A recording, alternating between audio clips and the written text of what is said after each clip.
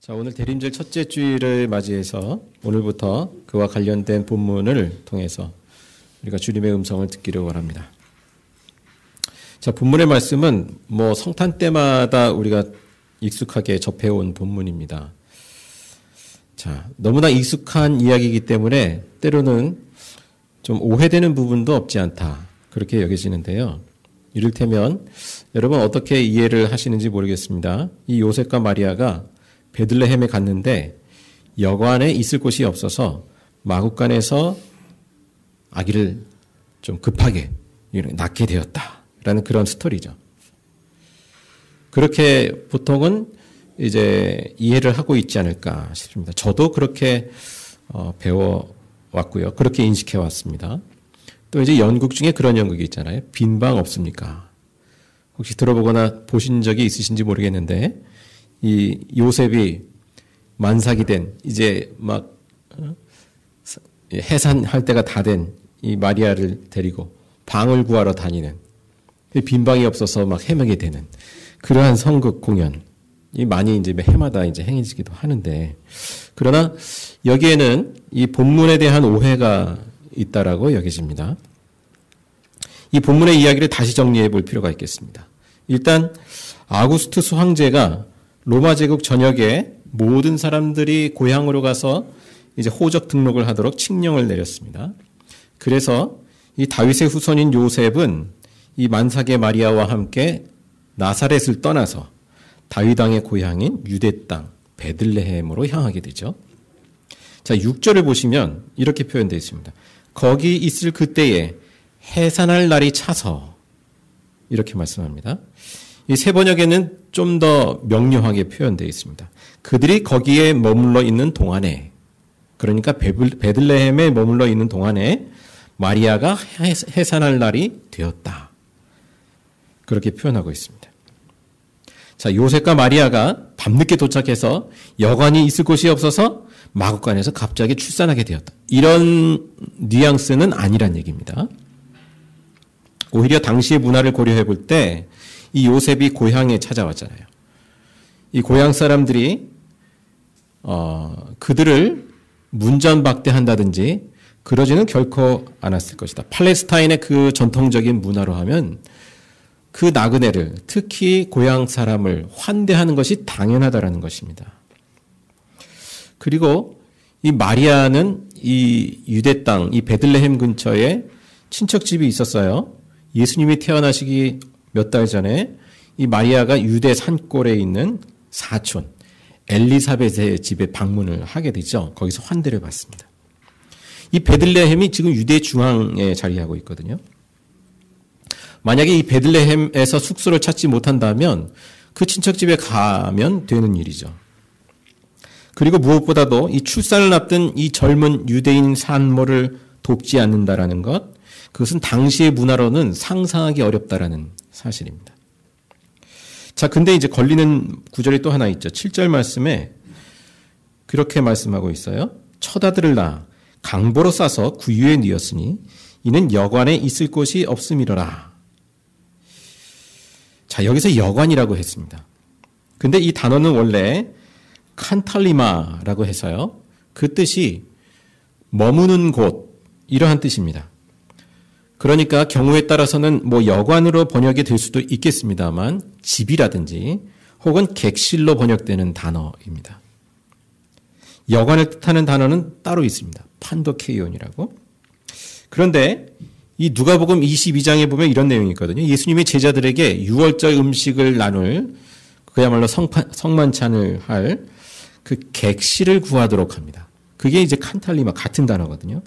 그러니까 이 본문의 여관이라는 단어를 객실로 이제 바꾸어서 하면 이런 뜻이 됩니다.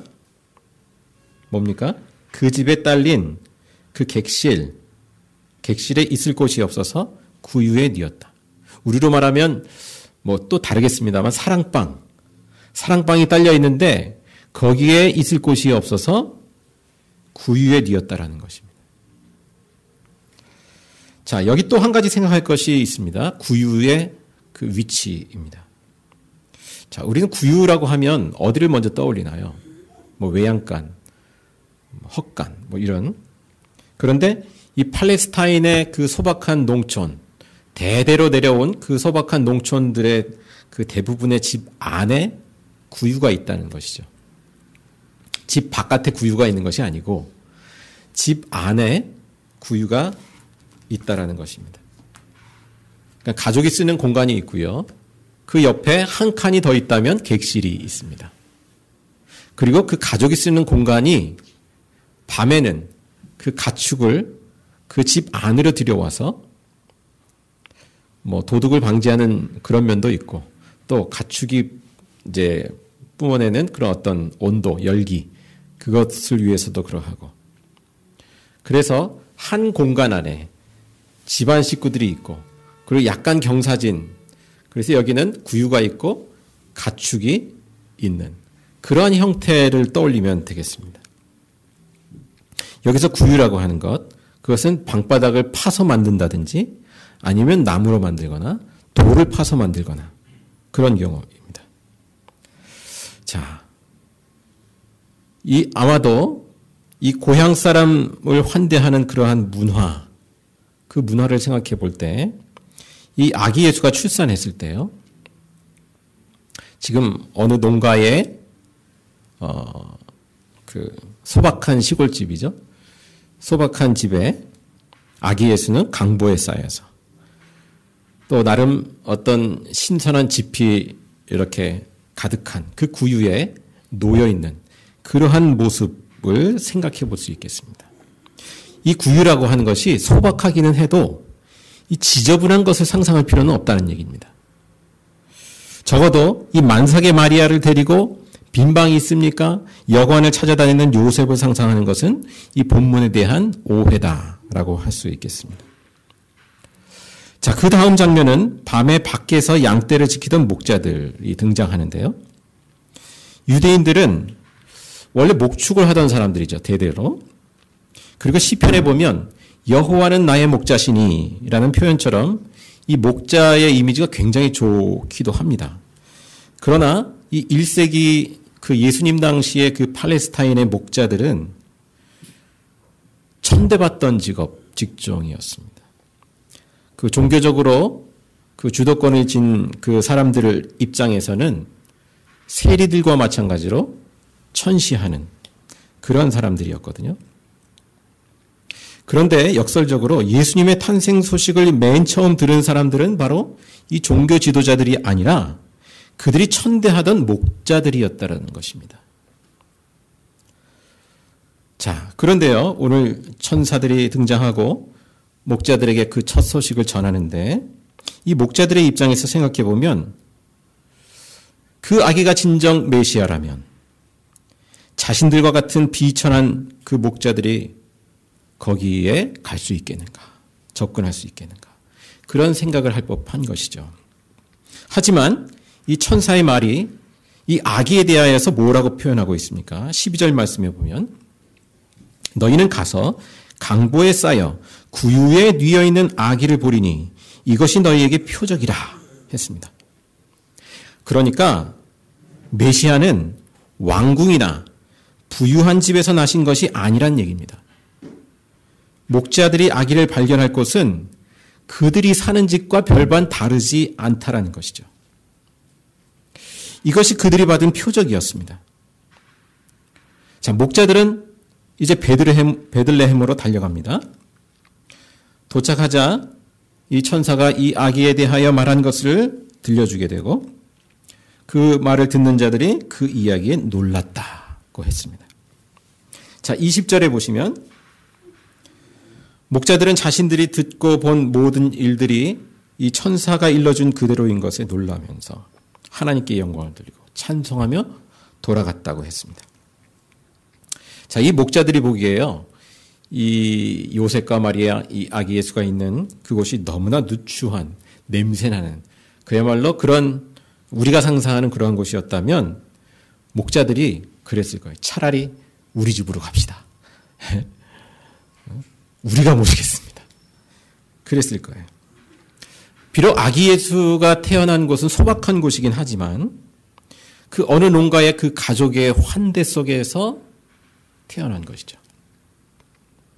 자, 이것이 예수님의 탄생의 대략적인 성경에서 보여주는 분위기라고 할 수 있겠습니다. 자, 그 다음에 우리가 더 집중해 볼 것은 이 구유에 누워 있는 아기, 이 아기를 이 주변 분위기와 대조해서 보는 것이죠. 자, 수많은 천군 천사가 등장합니다. 지극히 높은 곳에서는 하나님께 영광이요, 땅에서는 하나님이 기뻐하신 사람들 중에 평화로다.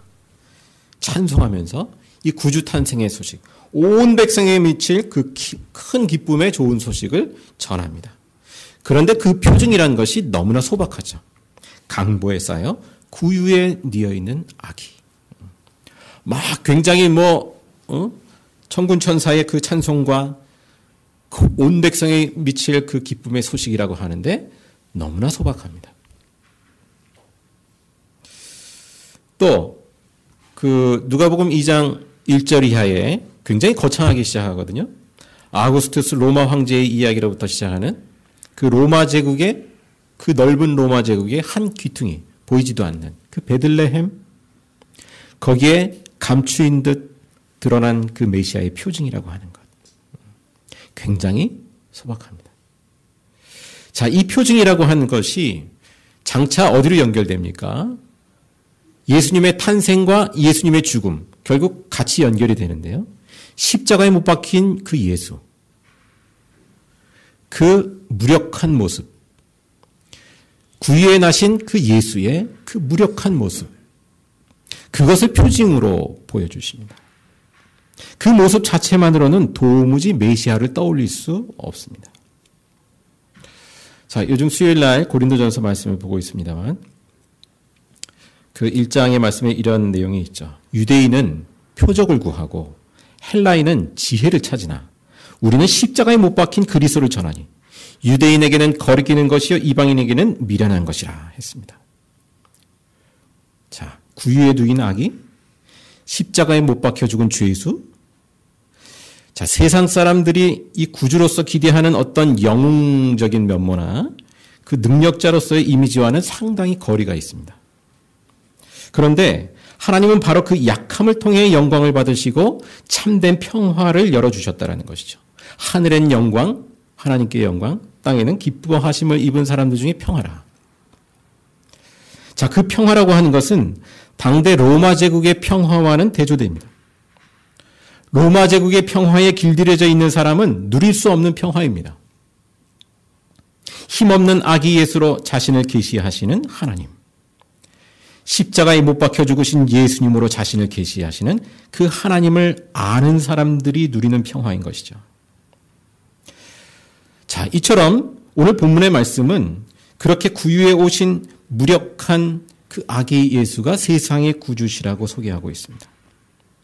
그리고 오늘 본문 누가복음뿐만 아니라 모든 복음서들이 예수님이 십자가에 못 박혀 죽으심으로 세상의 구주가 되셨다라고 소개합니다.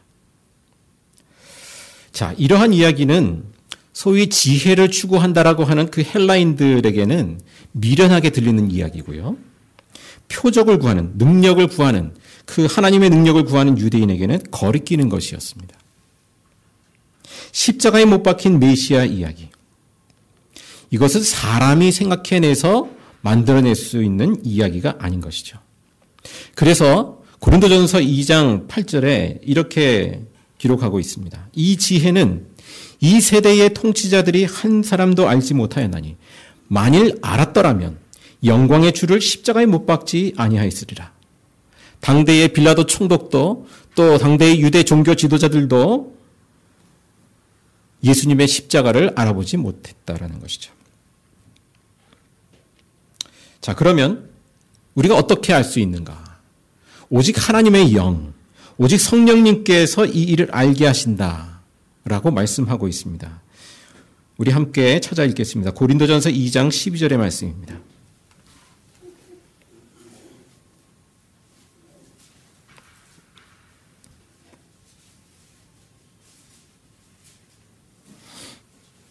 고린도전서 2장 12절.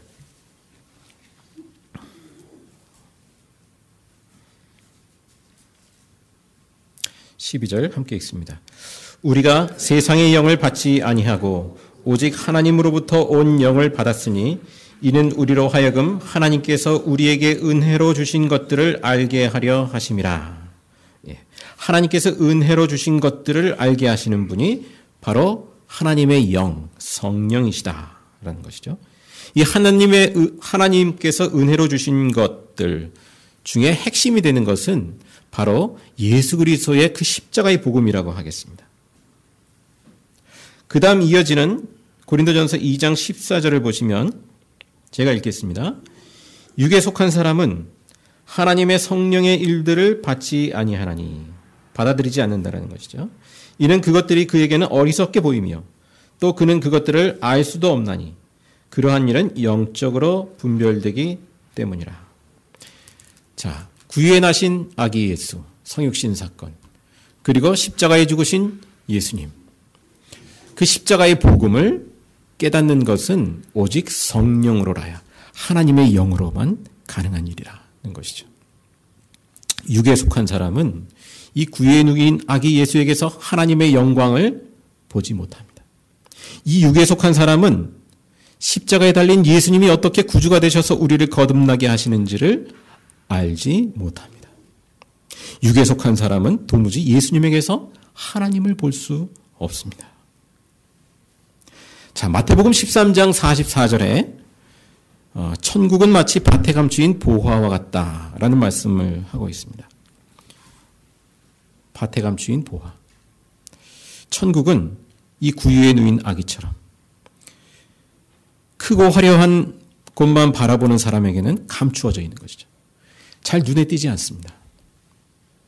천국은 십자가에 못 박힌 예수님처럼 영웅적이고 능력 있는 모습만을 추구하는 사람에게는 감추어져 있습니다. 눈에 띄지 않습니다. 그런데 성령님께서 우리로 하여금 그 구유에 누인 아기 예수를 주목하여 보게 하시고 그 연약함 속에서 하나님의 영광을 보게 하십니다. 자, 하나님이 우리에게 행하신 가장 놀라운 일을 꼽자면 예수님의 생애에 여러 가지 일들이 있습니다만 하나님 전능하신 하나님이니까 위대하신 하나님이니까 그 어떤 능력 행함을 우리가 꼽을 수 있겠습니다만 오히려 역설적으로 하나님이시기 때문에 우리에게 행하신 가장 놀라운 일은 하나님께서 육신의 몸으로 예수님으로 우리를 위하여 그 힘없는 모습으로 오셨다라는 것. 그리고 우리를 위하여 십자가에 못 박혀 죽으셨다라는 것. 바로 그 사실이죠. 자, 그렇기 때문에 하나님을 우리가 경외하는 삶이라고 하는 것은 바로 그렇게 예수님으로 오신 하나님, 그 예수님을 주님으로 영접함으로 시작됩니다. 예수님을 주님으로 영접하는 것이 생명의 삶, 영생의 시작입니다. 예수님을 주님으로 영접함으로 그 생명의 영이라한 그 성령께서 내주하시기 때문에 그 생명의 영이 시작되는 것이죠. 생명의 삶이 시작되는 것이죠. 자, 성령께서 하시는 일은 우리에게 은혜로 주시는 것들, 무엇보다도 예수님의 성육신으로부터 그 십자가의 죽음과 부활과 다시 오심을 통한 그 하나님 나라 완성에 이르기까지 그 복음을 깨닫게 하는 일, 이 성령께서 하시는 일이라는 것입니다. 성령께서 우리에게 은혜로 주신 것들이 우리의 삶 가운데 일용할 양식과 어떤 여러 가지 은혜들을 떠올릴 수도 있겠습니다만 그보다 가장 우선이 되는 것은 예수 그리스도의 십자가의 복음을 깨닫게 하는 일입니다. 자, 그런 면에서 우리가 성령의 인도하심을 구하지 않는다고 한다면 어떻습니까? 우리가 예수님이 아닌 나 중심의 기도를 반복하게 돼요.